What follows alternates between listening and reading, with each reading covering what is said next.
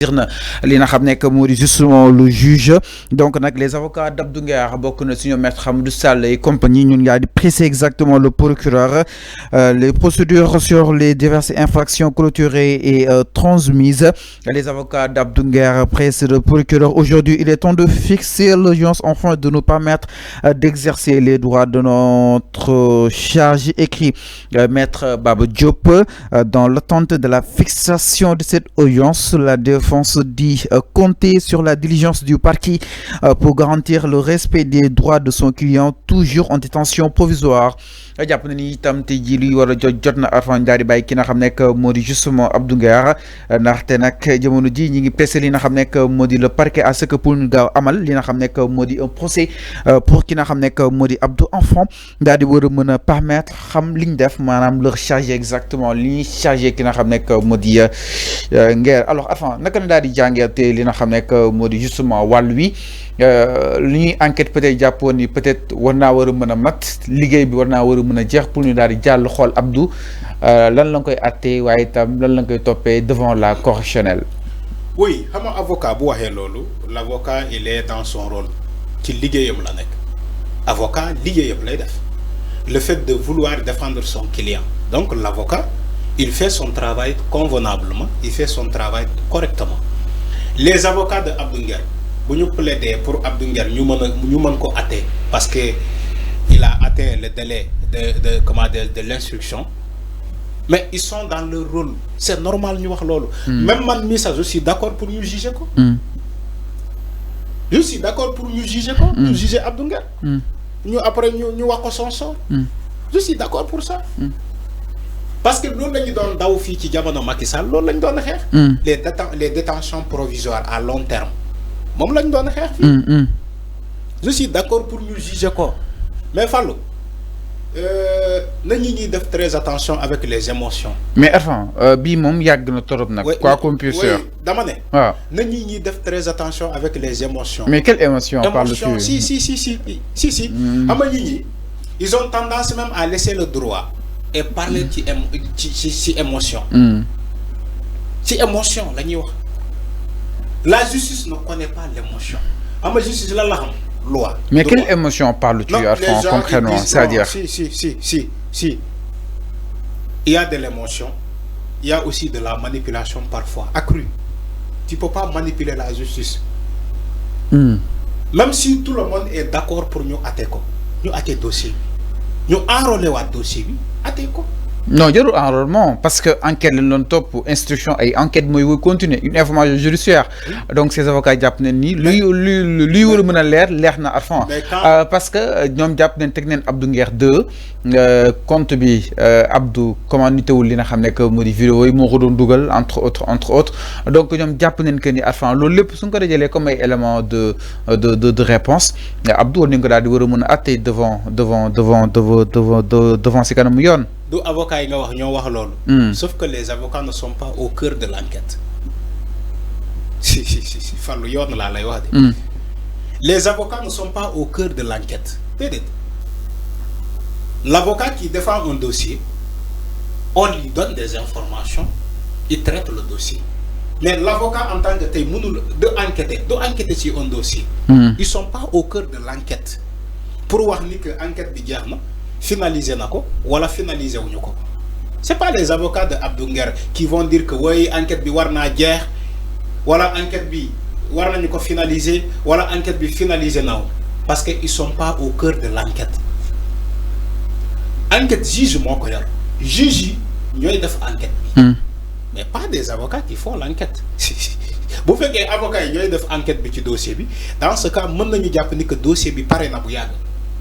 Enquête bi pare na bu yàgg mais sauf que c'est pas les avocats je suis désolé de le dire c'est pas les avocats qui font l'enquête. Mais affaire Abdou Nguer lii gën a dem muy gën a compliqué. Je suis d'accord pour ñu atte ko xanaa déggoo ma man je suis d'accord pour ñu atte ko te dafa xaw a yàgg nag jàpp ni yàgg na. Je suis d'accord pour ñu sceller le procès. Xam nga quand je te parlais d'enrôlement dossier bi bu ñu ko naree jugé bu ñu ko naree yóbbu ci procès dañ koy enrôler waat tu sais pourquoi parce que actuellement il y a des dossiers qui sont en cours de justice bi dossiers yooyu la ñu nekk di traiter. Ah comme bële da nga ko mettre en attente. Enfin avocat yi li la ñuy dénoncer. Non non beaucoup de dossiers. non la justice a beaucoup de dossiers. Fallou xamoo loolu. non li ñu àttee pare la ñuy enrôler mais lu ñu àtteeku kenn ko mën koo enrôler Arfan. Juriste yi mu koy préciser Arfan. dama ne. dama ne. sa xarit mu koy préciser. dossier Abdou Nguer. dossier Abdou Nguer ba léegi. neen li ñu àtteegul kenn mënu ko. d'accord d'accord. y a pas de problème. mais dossier bi. il faut nga xam ni que dossier bi dafa fekk ay yeneen dossier foofu. te donc bu ñu naree ñëwaat ci dossier Abdou Nguer il faut que ñu andiwaat ko. waxuma ni que dañ ko. maanaam relancer rek nga bëgg a wax. mais c'est ça. waaw pas enrôlement. que ça soit enrôlement que ça soit relancer le dossier. mais dafa war a ñëwaat ci table bi. parce que actuellement ñu ngi traité ay yeneen dossier donc c'était ça. donc est-ce justice dafa am liggéey. justice am na liggéey. justice yàgg na am liggéey. y a beaucoup de dossiers qui se trouvent à la table du juge. ok donc il faut pas dire que wooy juge bi dossier Abdou Nguer moo war a nekk priorité. c'est là où je suis pas d'accord. Moi je parle d'émotion. Des gens qui parlent avec l'émotion. Oui, dossier Abdou Nguer moo war a nekk priorité. Non, c'est pas ça. Il y a des dossiers beaucoup priorité que ça. Dans la justice, tout est prioritaire. Tout est prioritaire. Donc, vous l'avez dit que le dossier Abdou Nguer moo war a nekk priorité bi, que yeneen dossier. C'est là où je suis pas d'accord. Mais même si man d'accord naa pour ñu àtte dossier bi, man d'accord naa ci. Donc, une fois encore, avocats qui sont ligués, ils sont dans leur rôle d'avocat. Ils travaillent sur le dossier, ils travaillent matin, midi, soir pour défendre son client Abdou Nguer. Et c'est tout à fait normal. C'est tout à fait normal. En attendant, on va attendre le juge. La justice, moi, que c'est moi qui prononce.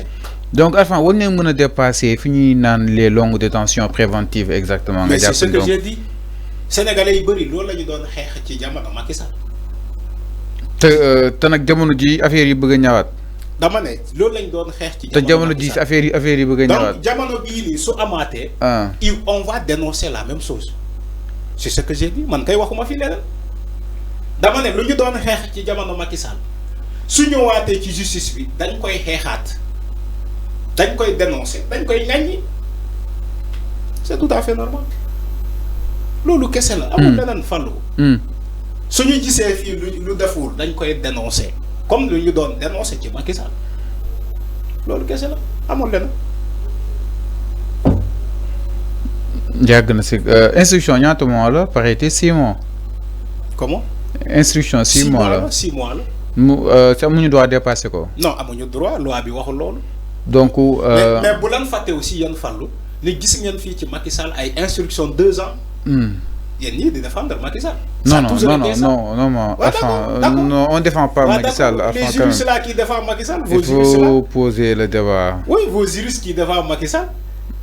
ñoom lan la ñu wax ci détention préventive yu Macky Sall yu mu doon def ay plus de 6 mois ay 11 mois ay 12 mois 1 an ay 2 ans bon ñoom les juristes là que tu parles.